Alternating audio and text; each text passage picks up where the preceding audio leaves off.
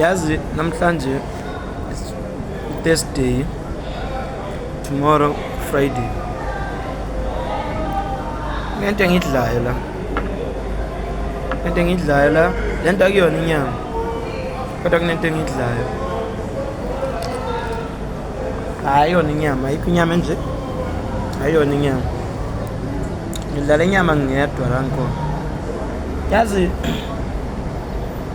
kunabantu kwesinye isikhathi oyibafica ukuthi bona bathakathiwe empilweni njengoba ezinye zezinto zingahambi kahle. No, akusenjalo kuninonke. Yazi kwesinye isikhathi kubalulekile nje ukuthi uhlise pride, uzazi ukuthi wena kule continent le yabamnyama Africa. Uzazi nje angikhathani noma ukuphi, useLesotho, useSwatini, ukuphi. Banesikhathi lobonayo ukuthi no, ngola linyazwa nje ipride enginayo. Bona ukuthi nje la linyazwa ipride onayo. Otherwise lento ifuna kumele uchenze. Ngoba uthi ula ubula ngongathi wena uyazi indlela yakho ukuthi kumbe isifiso sakho uyini. Uthi ula ubula engakusho nje kubantu njenganamhlanje siyakuphasika. Benisazi ukuthi kunenkinga lezizokwehla kubantu kakhulu. Ngoba iphasika iphinde ifane noDisemba. Kuthana simgejini ngephasika somshaya ngoDisemba. Somshaya nasimgejini ngephasika ngoDisemba somshaya ngephasika. Benikwazi lokho. Yabona ke nje siyakuphasika.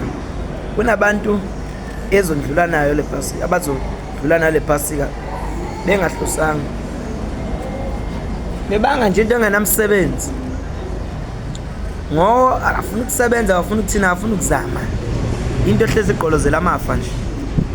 Yabo? Nangifuni ngithi ngithetha nawe. Ucabanga yini? Kodwa nje kunjalo, angifuni ukukhuluma kakhulu. Kodwa sawukhuluma. Bafethu niphephise kakhulu iphasika, niqaphele. Abaseyindleleni abazokusuka ndawo thizeni yobona imindeni yabo. Benjalo. Phela nathi egodleni zethu nisikhulekise. Nathi nimibhedeni yenu, nisemibhedeni yenu thina seyigodleni zethu. Ngoba bafethu inkinga lenisi sondelela nazo. Ayi. Yabona nje ungathi abiyeka umnyanga. Nangake nje wena ujike kube yini. Ungathi ushiya phansi. Bafethu ezinye izinto ezingenamsebenzi asingayivumeli ukuthi zenzeke noma kanjani empilweni zethu.